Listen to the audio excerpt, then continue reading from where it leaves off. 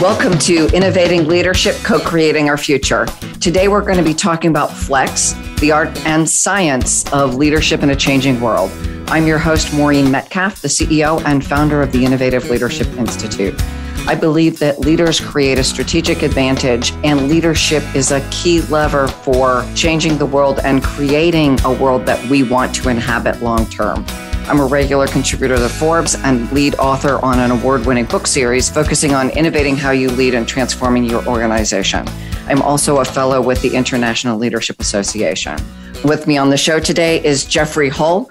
He is the author of Flex, the art and science of leadership in a changing world, and the CEO of LeaderShift, Inc. So Jeffrey, please tell our listeners about yourself. Basically, I divide myself up into three components, if you might say. Executive coaching, leadership coaching is my primary focus in a whole range of industries, usually at the C-suite level. I've been doing that for about 25 years. I'm also on the faculty at Harvard Medical School and at NYU, teaching leadership, C-suite leadership, capstone courses, that kind of thing. And I work part-time at the Institute of Coaching, which is affiliated with Harvard, doing research, developing education programs, and recently became the director of global development, looking to build out the community beyond the borders of the US. Your life sounds incredibly exciting. So, never a dull moment. So in the past, to move up the corporate ladder and succeed at the top, you simply had to set goals, motivate your team, delegate, and groom a successor. Now, if you're leading a team, chances are you're managing a kaleidoscope of people from a variety of cultures across a range of ages, all of whom are wired together 24/7. These changing demographics and structures have led to a seismic shift in terms of tools needed to successfully manage and grow within a company. Charisma and strategic thinking abilities now matter less than qualities such as vulnerability and reliability. So Jeff joins me today to discuss the research he's done on the art and science of leadership in a changing world that is featured in his book, Flex. And he'll also talk about research he's done since publishing the book. So, Jeff, is there anything you want to tell us more about yourself and the book before we jump in? I mean, I think the only thing that I would add is that everything that I was working on, researching and writing about in 2019, 2020 is even more relevant today. You know, the book came out literally just as we were about to be hit with the pandemic.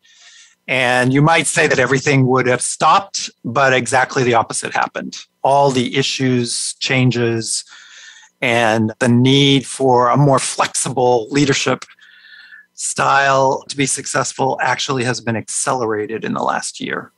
So I have seen exactly the same thing, that leaders who were effective managing transformation that was planned, many of them are not so effective at managing transformation that's unplanned. Yeah, well, I think what it comes down to, and it's the primary theme of my research in my book, is flexibility or agility. And even before we had all these disruptions, organizations were becoming flatter, more networked. All the things that you mentioned, demographics were fundamentally changing. The world was becoming much more multicultural. The need to be agile in your leadership style was accelerating. But then we all went into lockdowns and we went into virtual space. And now we're probably moving into hybrid organizational dynamics. So in the past, when I would work with senior executives to talk about their need to become more flexible, their need to become more agile in their approach to leading teams, I would perhaps pick out one or two particular focus areas, like you said, like charisma or communications or team decision-making, all of which is still relevant. But today, those kinds of movements, those kinds of ability to be agile have reached the point where you have to do it in literally on the fly in the virtual space. Sometimes where you have employees and teams that have never even met each other in real life. So all of this is as relevant as ever, but it's actually incredibly crucial to have that level of agility in today's world. Thank you for sharing that. And I'd love to dive into your latest research and unpack a little bit more about how the leadership environment is changing and how the pandemic has impacted leaders. I mean, I think the way I would summarize it is that before recent disruptions, productivity and performance and results were still the primary drivers for most leaders. And they would still fall back on numbers, on data, on task-oriented focus with their teams. But in the past 18 months, we've all come to recognize that something much more profound than just results is actually key to success. And that's what I would call really the humanity or the human side of leading. The need to address, what are the indicators of your team in terms of how they're holding together under extreme anxiety or under personal difficulties of losing loved ones, or feeling really isolated and not being able to have a sense of team because they are either virtual or they're just geographically dispersed, or they're in places where they really don't have the technological capability to be connected. So there's so many different variables. And the recent research that we're doing at the Institute of Coaching, which will in fact be published just in the next few weeks, where we interviewed a large number of executives around how they have shifted gears during this pandemic period. And the primary takeaway is they've had to become more human. They've had to become more personal. They've had to sometimes put results and data and numbers on the back seat and put in front their caring, their emotional connection to their people, their listening. They're creating an environment where people are not feeling disengaged or isolated or alienated or anxious, but are actually feeling like they're part of something. So it's more community oriented. And this is really new for a lot of leaders who used to be, get me the numbers, get me the facts, get me the data, all of which is still relevant, but it's perhaps taken a back seat to what I would call more compassionate and a more vulnerable, more human leadership style that's required in today's world. So you're doing this research through a coaching institute. Right. So my assumption is the coaching field sees this as a crucial shift. Oh, absolutely. I mean, even before the pandemic, part of the reason that I wrote the book Flex was because I was really becoming aware that coaching had become an integrated component of success for most leaders. And there are particular reasons for that, in a situation where you have a one-on-one relationship with a coach, you can go so much deeper into some of these more sensitive areas, such as diversity and inclusion and emotional intelligence and vulnerability and humility and all of the kinds of things that I was just talking about, the human side of leadership. Through mechanisms like feedback and assessments, working with a coach can be customized to the particular individual situation. So even before the pandemic, coaching was really taking off as one of the best modalities for developing your leadership chops, I would say, your leadership capabilities and competencies in what is a fast, accelerating, changing world. And so now here we are, 18, 24 months later. And as we at the Institute of Coaching interview executives, they come back to us saying that, having a coach has become even more important to them. It's really one of the few places where they can let their hair down, where they can actually ask some of the really difficult personal questions about how to manage a team, for example, in a virtual space. How do I create psychological safety? What do I do when no one will turn on their video? It's sometimes simple and sometimes complex, but coaching is one of those rare opportunities for someone to get truly customized and safe, confidential feedback to work on some of the more thorny challenges that leaders are facing in today's world. Thank you for sharing that, because in my experience, and I assume a lot of people are asking this question, for those leaders who were brilliant at delivering results, and in some cases results at any cost, making this shift is a significant shift in mindset. It's not a light switch that goes on. And so how they make that journey is a complex one. Absolutely. Yeah. And it starts with self-awareness, right? It starts with having a grounding in your strengths as a leader, what you do particularly well, what your fallback position might be, per se. Maybe you are highly charismatic. Maybe you are really good with numbers. And those strengths are important. And it's not an either or proposition. And that was one of the key themes in my book, in fact, that when I studied the different dimensions of effective leadership, I focused on a spectrum. So we have what we would traditionally call the alpha, or the assertive, authoritative approach to these kinds of leadership activities. And then at the other end of a spectrum, you have what's becoming known, and the lingo that I used was a more beta approach to leadership that's more collaborative, it's more consensus building, it's more coaching oriented. And the bottom line is it's not an either or proposition. It's not about becoming one way or the other. It's about developing the agility to sense what you're naturally good at, and then to look to build what I call your agility muscles so that you have that ability to flex when the situation calls for it. So if you tend to be a collaborative, consensus-driven leader, there are those situations where you really might need to be decisive. You really need to find your inner alpha, as you might say, and to prove to your team that you can lead under, difficult situation, that you can make the tough call. But likewise, at the other end of the spectrum, if you're well known for being charismatic and decisive and authoritative, well, all that's great until everybody doesn't turn on their video because they're all too scared to speak up. They don't feel safe. They don't feel like you're really listening. You're just like running up the mountain and you turn around and there's no one there. So there's a need in those situations for you to develop some of the softer skills, a connection to the emotions of the team that you're working with, to bring out the best in the introverts, to find ways to engage and motivate creative types who may not have that same kind of charisma or that extroverted personality.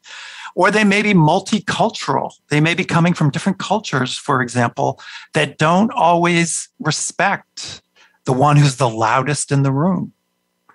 And so as we have today, multicultural teams, more women in leadership roles, we have more technically savvy people stepping up, there needs to be much more variety. And that's really what I was trying to focus on in my research and also in the book. So it sounds like we all know the play to your strengths piece. It sounds like I need to expand my strengths, that I have to build the capacity to do things that either weren't innately wired in me or aren't comfortable. Yeah, I love the way you spoke that too. It's getting over this idea that anything is innately wired. I have my quibbles with like personality tests that tell you that you are in this box in the quadrant and that's your style and that's it forever. I'm much more in favor of what I would call developmental assessments, where you get a snapshot in time around your strengths or around your derailers, which are often blind spots, or areas within a spectrum of emotional intelligence that may not be that comfortable for you. But that doesn't mean you can't develop them through practices, through taking some risks, through trying out new ways to operate. And maybe even most importantly, by actually looking at role models and developing the leaders on your team or in your organization that are not like you. I mean, this is one of the things I think that's fundamentally changing in organizations, which is it used to be very much a pyramid, right? Your goal was to get to the top of the pyramid and look down. But I think in today's world, it's much more about networked and much more about interconnectivity. And therefore, there's a shift from an I or an individually focused way of leading to what I would call a we or an organizationally or team focused way of leading, so that you can actually get the best out of everyone. It sounds like both I need to increase my range or my capacity, the developmental piece, and I need to be wired with a team who can augment me. but I don't get to abdicate things that just aren't so comfortable for me now. And one of the ones that comes to mind is this idea of integrity and appropriate behavior. I can't delegate constructive behavior to my ethics officer and I go off and do whatever I want and someone cleans it up. That there are things we all do. Absolutely. Yeah. No, you cannot delegate your own behavior. The only thing you can do is own, take accountability, and reflect, going back to my point about self-awareness, on your own behavior and develop an expanded repertoire. I love that. You and I are completely aligned on the idea that self-awareness is the first. Right. And that for many of us, the repertoire that worked even 2 years ago needs to be updated because it will be lacking in one way or another for most of us as the world has changed dramatically. An analogy would be that in the past, a leader needed to demonstrate a capacity to play one musical instrument. Let's say be really good at the piano, like be a world-class pianist or a world-class violinist. And that could take you a long way as a leader. If you were really charismatic or you did particularly really good strategic thinking or you were a visionary or in any of those singular type categories. Today's leaders really need to think of themselves as an orchestra conductor. And the best orchestra conductors know how to play pretty much every instrument in the orchestra. They may not be virtuoso, but they make an effort to understand all the instruments, to know the nuances of all the different instruments, and to know how to get them to all play together. And most of the best conductors actually do play a lot of the instruments. I use that as an analogy because I think the days of being able to be a virtuoso individual musician as a leader are no longer going to work in today's world. As you're coaching people, because I imagine there were people listening who are either saying, I don't want to believe that because that's not me. And I'm in a leadership role and this is not good news. And there are others listening who are saying, oh, that is me. And I didn't see that I had a path forward, but now I do. And there are a lot of case studies in my book that cover those two ends of a spectrum. But I can think off the top of my head, for example, currently working with a scientist who has been asked to step up into a leadership role. And he's very uncomfortable. He would like to have the role, comes with more money, comes with a fancy title, comes with a bigger office, but he's really a scientist. He's really looking down the microscope, doing research, and also super successful at it. So he's virtuoso, right? But when asked to step up to a leadership role, I gave him the analogy of instead of looking down the microscope, you now need to look up the periscope, which is you now need to see your role as a leader in a much broader context than you were when you were just doing the science. And that's a challenge. It's making him very uncomfortable. It's much more relationship oriented than being a scientist. But he's up for the challenge. That's where coaching can help, to shift the mindset to say, okay, you're successful at science. Now you can be successful at relationships, which is what's key in leadership. The other end of the spectrum, I have you pointed to what I would call the reluctant leader. Someone who has historically not thought of themselves as a leader because they may not be super extroverted or charismatic or not the first one to speak up on the Zoom call, right? And yet, when I'm coaching an individual like that, I ask them, so do you want to have impact? Do you want to have influence? Do you consider yourself part of the innovation, the creativity of the future of the organization? And usually I hear yes, yes, and yes. So that's when the coaching gets into, well, it's not necessary for you to become the superstar communicator, but you do need to develop your agility. You do need to develop those instruments to be able to speak up, to have a point of view, to have a relationship with other individuals. So that's maybe a little bit reluctant, but you can see already the two ends of the spectrum, right? The introvert becomes the leader and the scientist becomes the leader. It's all possible. I use the analogy a lot of leaders having to take on the mind of a scientist because of the changes in our context. As a leader, I'm going to be making big decisions with limited information and much more rapidly. So the ability to formulate a really good hypothesis and test it before I get full information is now, in my view, foundational. And the willingness to say, okay, we were close, but we need to fix this is also foundational, because the speed of change means I'm not going to get it right. I'll get it close. I'm not going to completely blow up my company, but there are things that just won't be as spot on as they would have been had I had more time. And what I love about what you're saying is that it's analogous to the design methodologies called Agile that a lot of companies are using these days. And what's great about that is that if you look at design thinking, which is where the Agile methodology was born, I think at Stanford originally, the core of the iterative process starts with listening and empathy and goes through a continuous cycle of listening, exploring, excavating, and expanding, and then taking risks, taking steps, creating prototypes, trying things out, but recognizing that it's never complete.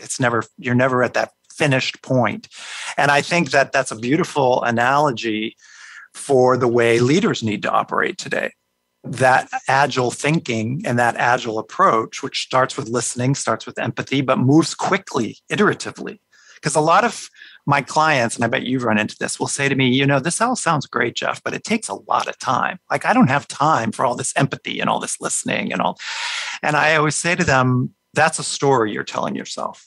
Because if you look at software companies that use agile or their design thinking approaches, they do a lot of iterative thinking that involves empathy, that involves listening, that involves getting feedback, and they do it really quickly. It's called rapid prototyping.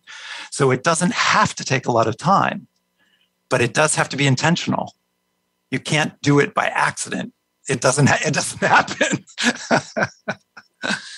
Well, and I wonder how many people are more specifically responding to, I'm uncomfortable with empathy. People are going to share stuff I don't want to hear. So let me not do that stuff. Also, demonstrating empathy requires the willingness to take on a listening style where you're taking in someone else's story, because you're really trying to listen at a deeper level. What's behind the words? What are the feelings? What are the nuances? That can be uncomfortable for a lot of people because it's not necessarily cut and dry. You're getting into some gray areas where you need to make some interpretations. Whereas raw data is pretty self-explanatory. It's either A, B, or C, or you're 90% or 95%.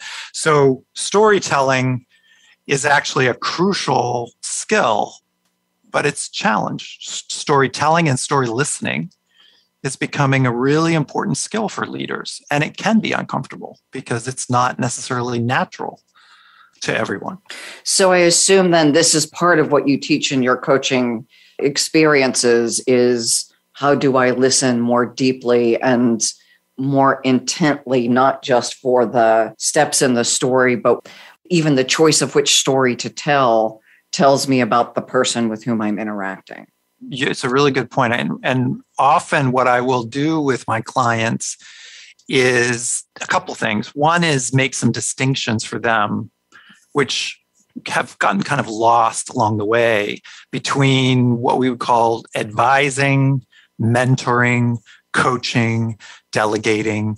Those kinds of things all get lumped together, and they're actually quite different activities. And it can be really helpful for a leader to explore the difference between, for example, empowering, which is literally sharing power with others, and delegating, which is actually handing someone something to do while you're still in charge. It's fundamentally different. So getting into some of those distinctions can be really helpful for leaders that are trying to be more nuanced and trying to be more flexible with their leadership style. I love that distinction. I assume in your book, Flex, you talk about that and other key distinctions. Oh, absolutely. Yeah. I mean, the distinction in this section on collaboration between coaching and mentoring, for example, is a really important distinction. And this gets to your listening point, your story that we mentioned before. Mentoring, a lot of people think that mentoring and coaching are sort of the same thing, but they're really not. Mentoring still has a power over dynamic. If you're the mentor, you're the expert. So your goal is to transmit your expertise to your mentee. And it's very helpful. It's really great stuff. Absolutely, everyone should have a mentor, but it's very different from coaching. Coaching is a partnership where you take off the power hat and you actually are on par or on peer with your coachee, and you're in an exploratory questioning space. So it's quite different. And understanding those distinctions can really help create a more collaborative environment. So you're right, I did spend quite a bit of time in studies on these kinds of distinctions. Same thing with the difference between creativity and productivity, which we talked about earlier. Because a lot of leaders struggle. They want their people to be highly productive. But then at the same time, they're like, yeah, but then you also need to be creative. We need to innovate. We need new ideas. Well, they're very different energies. Being highly productive is about results. It's about tasks. It's about structure and discipline. Whereas being highly creative is almost exactly the opposite. It's highly fluid. It's unpredictable. It happens in the middle of the night or when you're in a shower. Mm-hmm. So, those leaders that want to have both need to understand those distinctions and then be able to create an environment that nurtures those different distinctions. The thought that comes to mind as you say that is, yeah, you can be productive at work and then go shower and be creative at home. Exactly. But I'm thinking that's not exactly what you're referring to. In a sense, it's what happens. That's why these kinds of research is helpful. Because, for example, I'll give you a real tangible example. I had a statistician I was working with, a leader in the statistics area for a pharmaceutical company. He wanted to be very creative. And so he's most creative in the middle of the night. And so he would tend to come into work very late in the morning. And his boss was very frustrated with him. It's like, why don't you show up to work like everybody else? And he's like, well, but you wanted me to be really creative with some of these new algorithms that we're creating. I happen to do that. So do I wake up in the middle of the night and I have a great idea and I jump up in front of my computer and then I'm late for work. So, the boss who was my client, it was a real wake-up call when I said to him, well, which would you rather have? Your fabulous creative statistician showing up every day at 9 a.m.? Or your fabulous creative statistician coming up with amazing new algorithms and new ways to approach these statistical challenges? And he's like, oh, okay, I get it. Maybe I need to let him come into work whenever he wants to. So that's exactly the point. And that then requires our leaders not to have the either or, right, but the both and. Exactly. Because there are probably some people that need to be there at 9 o'clock and they follow a process and they interact with other people following processes. And that is efficient and effective, but not creative. Absolutely. But that's important. That's why it's helpful when you're a leader to be able to make those distinctions within yourself, within your team, within the workplace dynamic that you're creating. And then you can get both. You can get high productivity and you can get creativity. But you can't just demand one or the other and expect it to happen. That's a perfect lead into the next question. What are the major changes you're seeing in the design and overall execution of high-performing teams? What are you seeing that is new, and why does that matter? The thing that's really shifting, and it was already happening when my book came out a year and a half ago, but it's now super accelerated, is the shift from a hierarchical approach to leading to a more networked, or I would say collaborative approach, which is incorporating the leadership of everyone into your teamwork. So most leaders still want to take charge in terms of creating a vision, having a mission, having a set of goals. But the acceleration toward being more inclusive in terms of getting everyone on board with how they're going to accomplish that. And that requires a much more flexible style. It can't really be dictated especially in today's virtual space. You have to create an environment where you understand the strengths of your people. You're really focused on listening and engaging and empowering the leadership of others, not just the person who has the fancy office or the fancy title. And that kind of alignment is what creates a really high performing team in today's environment. That sounds like a shift in mindset and behavior from the leader. Also, org structure and culture. Yeah, but it also requires more of the team too. It actually requires the team to step up and participate. So it's a two-way street. I think it's important for leaders to not feel that they have the burden that it's all on their shoulders to make everyone engage. I think that with millennials now and with the next generation of leaders, they need to also step up and participate and take accountability and ownership of their participation. So as you say that, you've used the metaphor of an orchestra conductor. And at this point, I'm thinking also of people dancing, and specifically the traditional ballroom dancing. If I step back, hopefully you step forward. Otherwise, the partnership is a bit disconnected. Yeah, and I think that it's valuable and valid for leaders to actually engage in dialogue with their team around shared leadership. What does that mean? What part of the project are we actually going to give ownership and empowerment to everyone on the team? You know, who's going to be responsible for what? It's like what came to my mind when you were talking about dancing was the Hava Nagila. You know, everyone's sort of standing in a circle and they're dancing together. And there is perhaps no obvious leader, but everyone is doing their part in order to make it feel cohesive. And I think it's important in today's world in particular that leaders have that conversation with their team. You know, there's what's called a teal style leader, which is almost moving toward leaderless teams. But I would argue that it's when you try, in fact, here at the Institute of Coaching, we've talked about this in my team.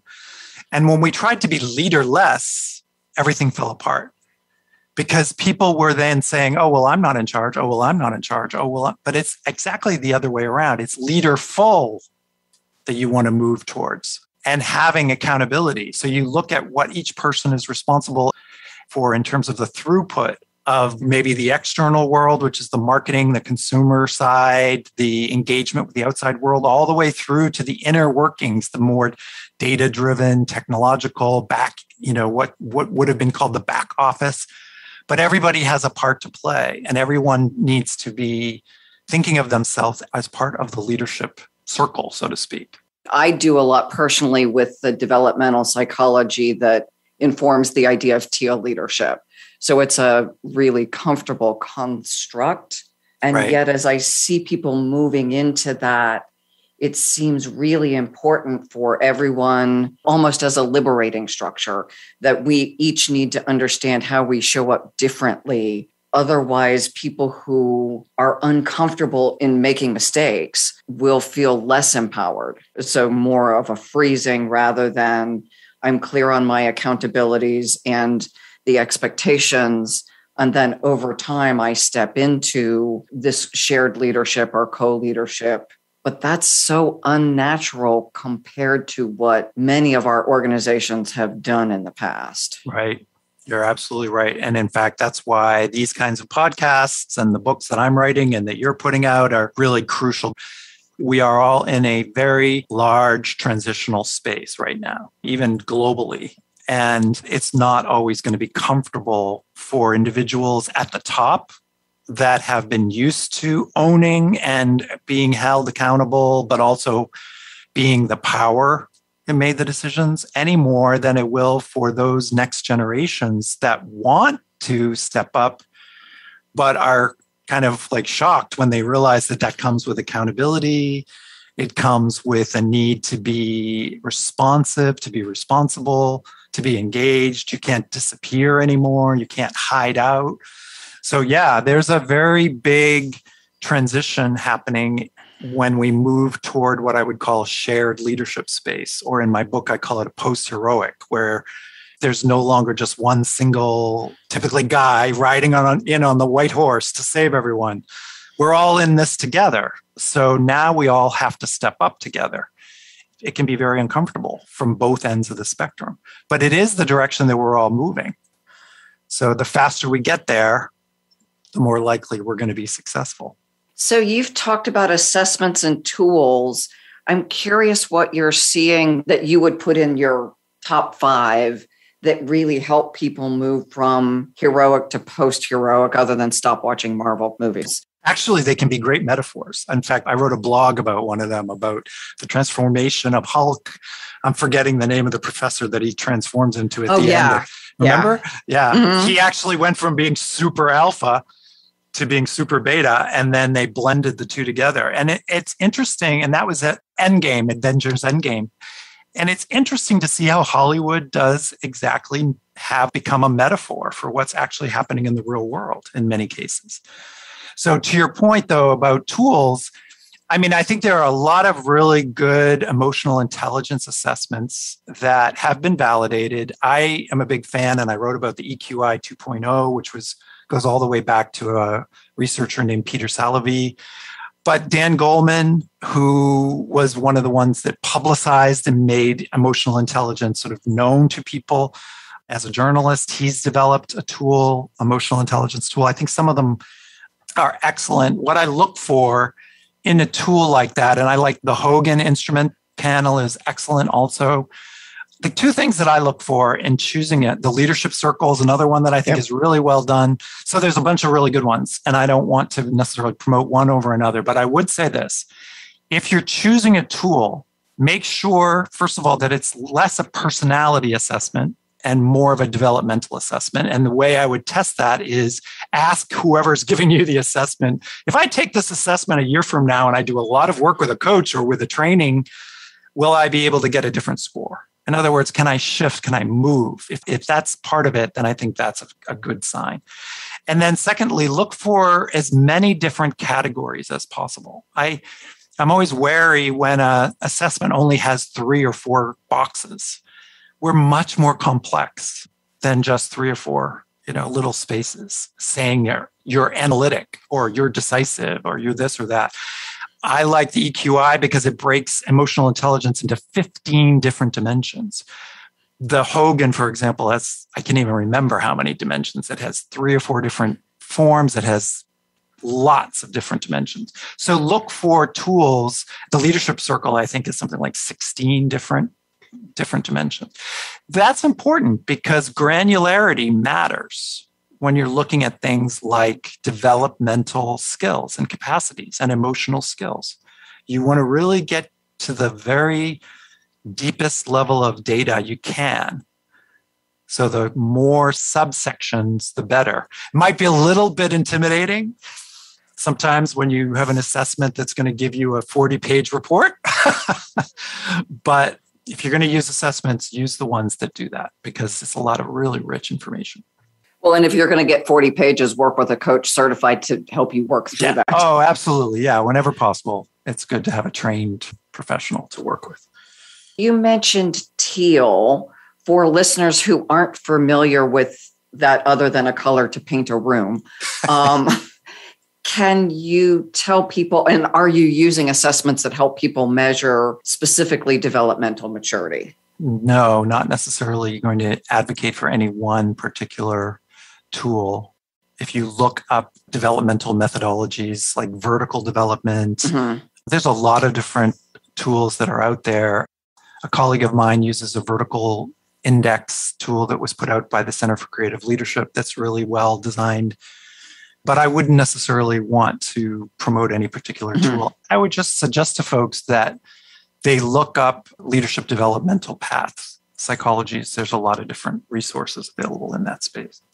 I want to build on the distinction that you're making. There's personality type, depending on your research, but most people would say that we don't change our type over time, but we mature through. So we've got type assessments, we've got competency and 360 assessments, and then we've got the purely developmental, like the vertical development.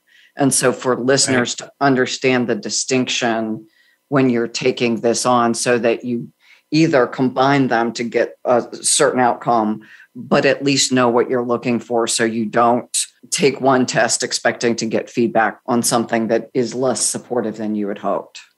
I think that some of the well-known, more personality-oriented assessments have their place. For example, I use Myers-Briggs. It's probably the best known of all. And I use the Big Five. It's another one that everyone, but those are, to my mind, most helpful in team dynamics when you're looking to create a conversation around the different styles of people on a team and how to work effectively together, which is very different from when you're a leader looking to develop your own agility muscles. And you don't want to be putting yourself in a box. You want to find out your strengths, of which there are a number of different assessments that can tell you those, and then look to expand, look to broaden your capacities. That's really, to my mind, the key.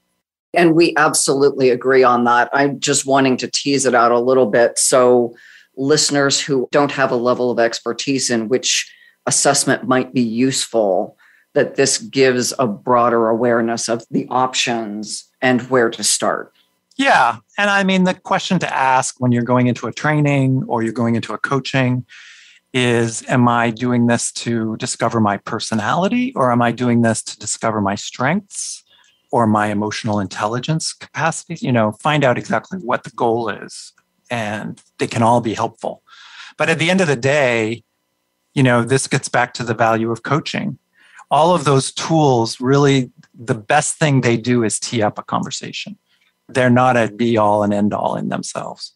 Yeah, in fact, that's the first thing I say when giving feedback is these are numbers on a page that no matter how good or comprehensive the assessment is, can't fully describe a human being.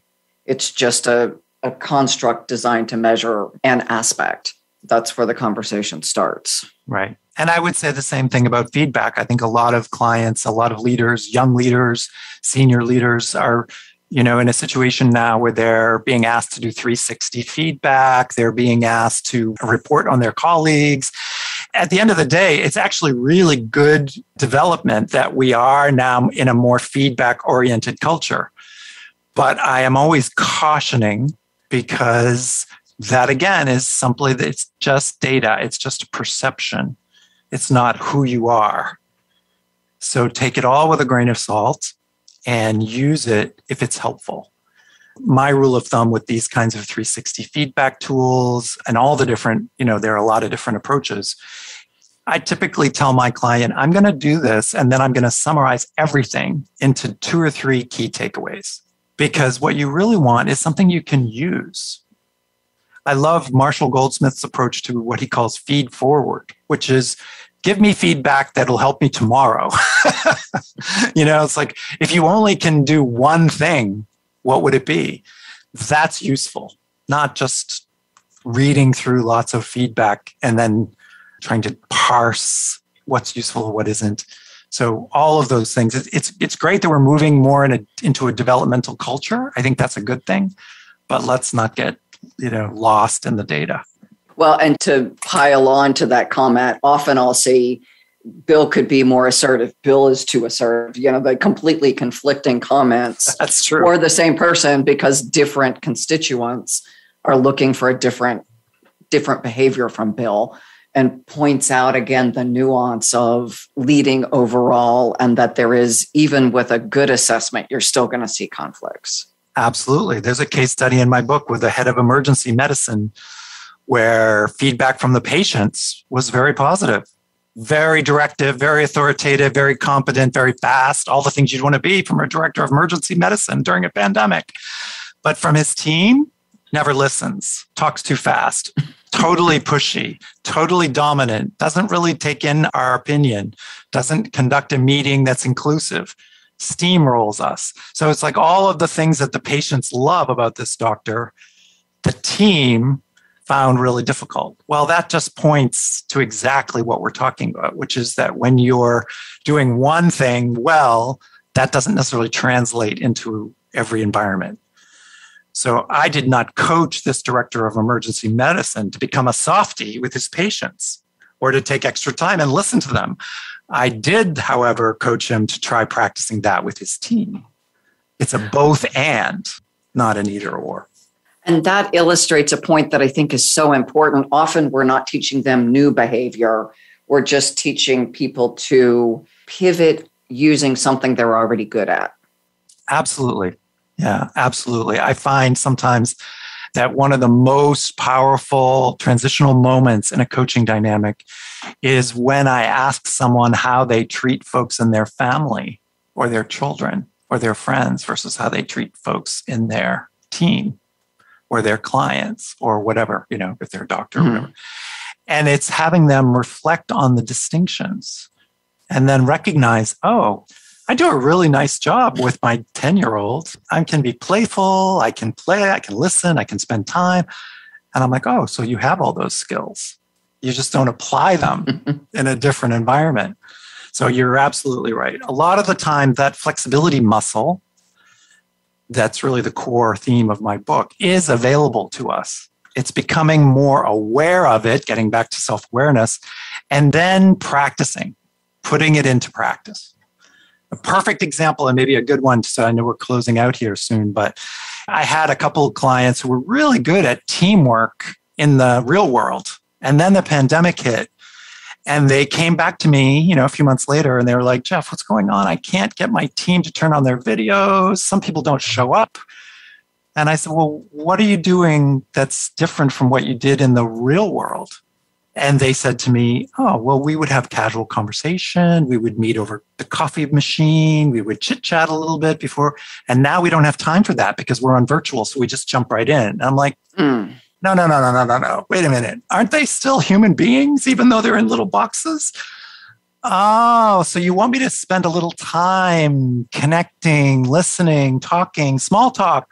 I'm like, yeah, can you do small talk on Zoom? And he's like, yeah, of course I could. But I just never thought about it.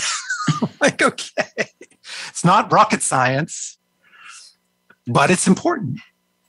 So this really gets to, again, the importance of soft skills and the importance of what your research is revealing going forward. What else do you want to highlight that has come out of your research that you want to make sure that listeners walk away with?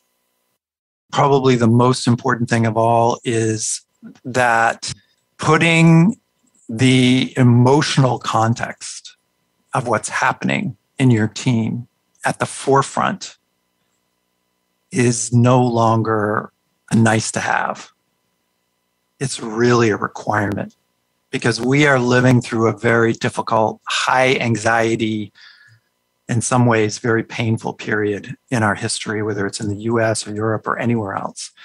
And so any leader that wants to continue to have a high-performing team and be effective has to take into account the emotional state and the physical state of their staff. That was always true, right? You always had to care. It would always be better to care about your people.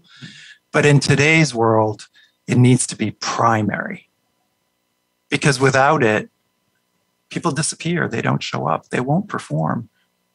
So that would be my big takeaway, is really pay attention to how people are feeling, whether they're engaged. Be willing to check in personally. That's the time we're living in. That's the leadership that's required. Thank you. And thank you for sharing that so thoughtfully. I read a statistic recently that 47% of people are now clinically dealing with anxiety and depression. There you go. Yeah. So half of many teams will be struggling. Many of them will not share that with us. Right. That as the leader and as the team member, it is now imperative. It's, to your point, not optional. It's not the difference between good and great. It's the difference between ineffective and somewhere in the good to great spectrum. Yep, 100% agree. So, Jeff, before we leave, and I know we only have a minute, share with our listeners where they find your book and where they find you. They find me at the instituteofcoaching.org, where I'm one of the leaders, and really great resources and a wonderful paper coming out soon about research that we've talked about in this call. And they can also find me at my website, jeffreyhull, HULL.com. Thank you. And thank you to our listeners for joining. This is such an important conversation for all of our listeners, whether you're leading in a hospital or a business or a family or a community or a nonprofit or government. All of our leaders need to rethink and develop skills where they are uncomfortable in this way of doing the things we had to do well before, and in connecting more with people and being more caring in our work environments and in our home environments in many cases. So thank you for listening. Thank you for continuing to innovate how you lead. Please share this information with others. And most of all, thank you for being effective as leaders. Join us again.